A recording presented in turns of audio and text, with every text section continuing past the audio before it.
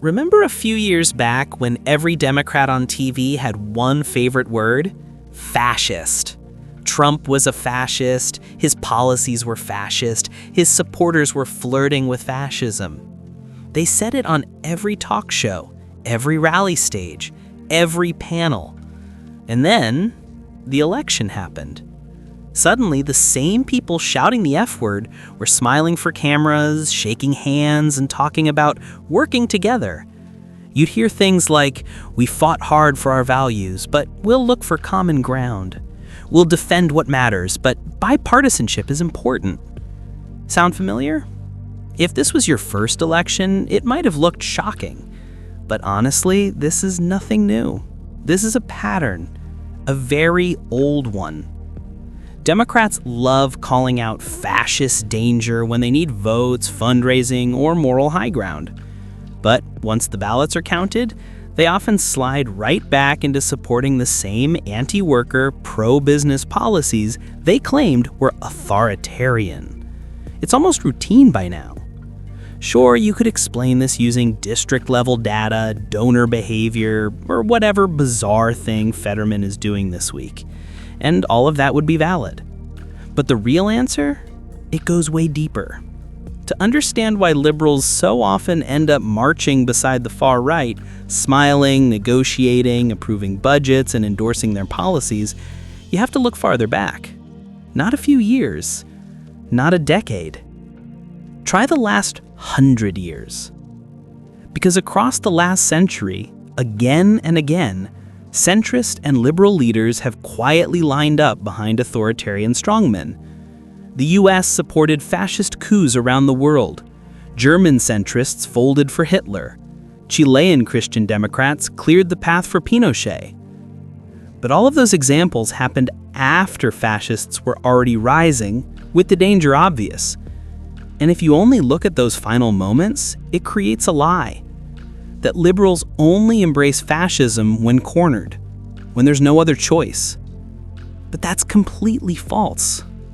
Liberals don't just tolerate fascism. They don't just accept it when pressured. They benefit from parts of it. They use it.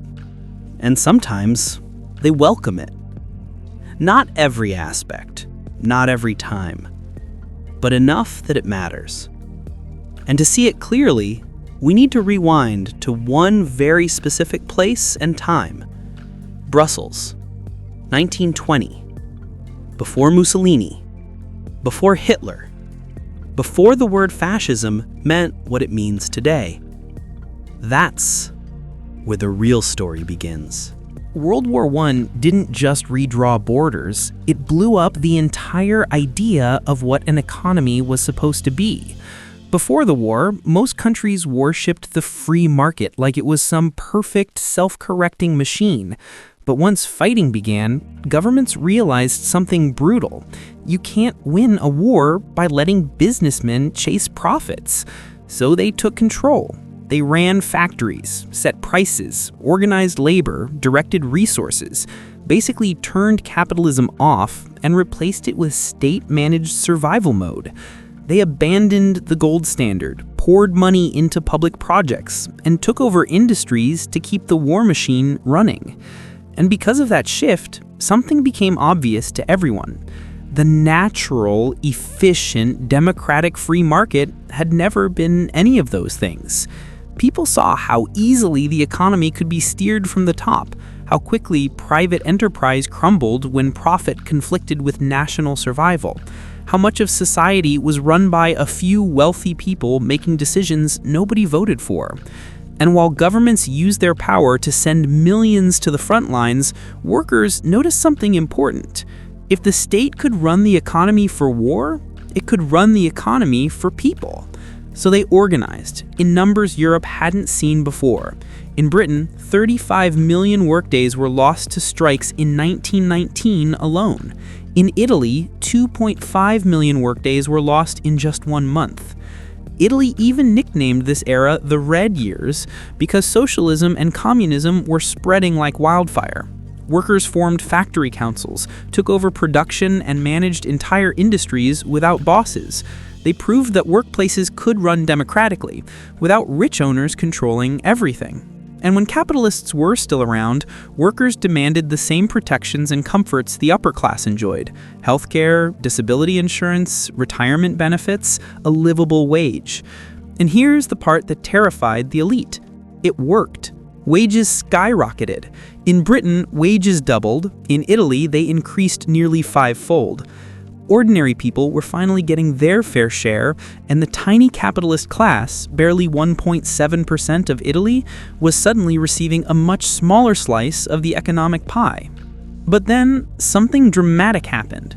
Just a couple years later, that same wealthy 1.7% suddenly started gaining again, fast. Their share of national income shot upward. What changed? Fascism stepped in. Mussolini stepped in. But before we get to him, we need to go back to Brussels, to the quiet meeting where the next century was shaped. From late September to early October 1920, the International Financial Conference met in Brussels. It wasn't a gathering of workers, organizers, or ordinary citizens.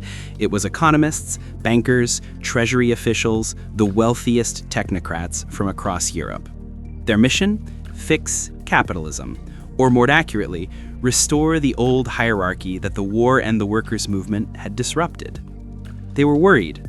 They saw workers gaining power, wages rising, and people imagining a world where the economy served the public instead of a tiny elite. One financier complained that workers now expected a new way of life and believed they could achieve it by replacing private industry with shared democratic ownership. And the thing is, workers had already proven it was possible. That terrified the elites.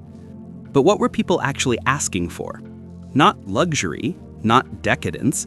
The conference documents literally complained that workers were consuming too much butter and sugar. Yes, pastries were apparently a national threat. So what did these technocrats do?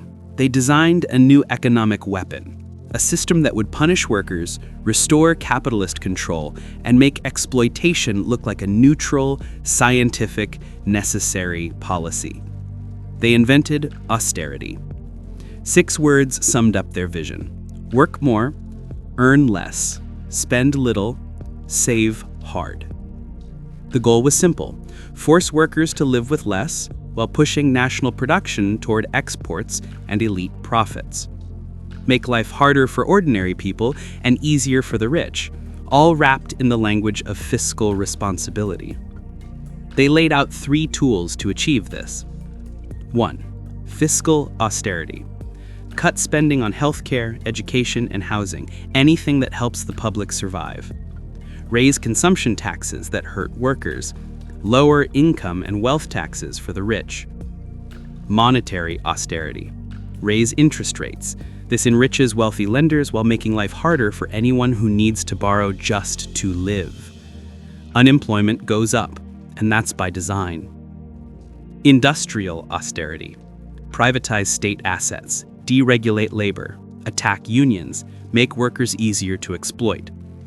In short, an economy built for the rich, enforced on everyone else. But here's the problem. People don't voluntarily accept policies that make their lives worse. That's where dictatorship comes in. These economists weren't dumb. They knew workers would never vote for austerity.